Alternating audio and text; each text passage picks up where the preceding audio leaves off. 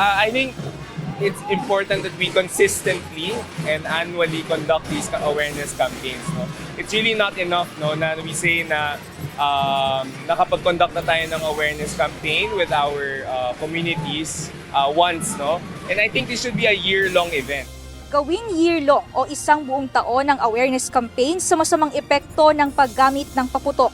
Ito ang mungkahi ni Dr. Percival Lau ng Ateneo School of Medicine and Public Health. Ayon sa kanya, mahalagang maging consistent o walang patidang pagbibigay impormasyon sa publiko. Natigilan na ang paggamit ng paputok, lalo na ngayong papalapit na naman ang pagpapalit ng taon. Ayon kay Dr. Lau, masama ang epekto nito sa kalusugan ng tao na maaaring magdulot ng iba't ibang sakit, lalo na sa mga may asma o hika. Isa si Teacher Micaela Bailo ng Pinyahan Elementary School sa nakararanas ng hirap kapag papalapit ang mga ganitong panahon. Sa totoo lang ma'am, yung pagkakaroon ng asma, napakahirap talaga yan, lalo na sa amin kung nakalanghap kami ng usok, kahit anong klaseng usok yan. O paputok, ngayong bagong taon, malapit na. No? Napakahirap kasi once na malanghap namin yan, nagkakaroon na agad, nag-trigger na kaagad yung asma namin, naninikip na kaagad yung aming dibdib. So ang hirap sa paghinga. Ayon pa sa guro, napakahalagang maipaunawa sa publiko ang mga ganitong klaseng kampanya upang mabawasan ang lason sa hangin.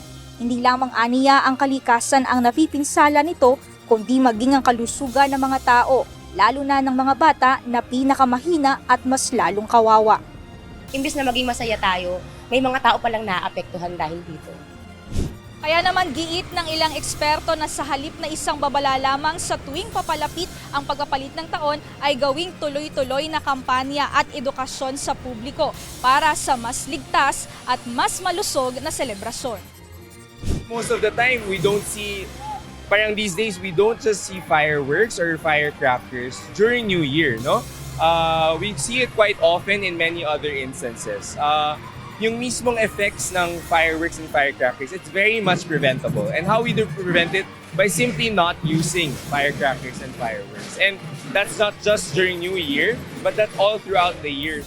Samantala, kakulangan sa enforcement naman ang nakikitang dahilan ng Eco Waste Coalition, kaya patuloy na may biktima o casualties nito taon-taon. Nagkalat na sa kalye, sa iba't ibang kalsada, sa palengke, yung mga nagtitinda ng mga paputok. No? So kailangan natin enforcement talaga, no? Kailangan natin enforcement kung talagang kailangan natin, gusto natin na zero casualties. Bunsod nito nananawagan ng grupo ng strong enforcement, magmula sa mga barangay hanggang sa mga mas matataas na otoridad.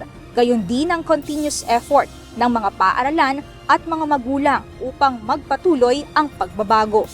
Mia Alonso, UNTV News and Rescue.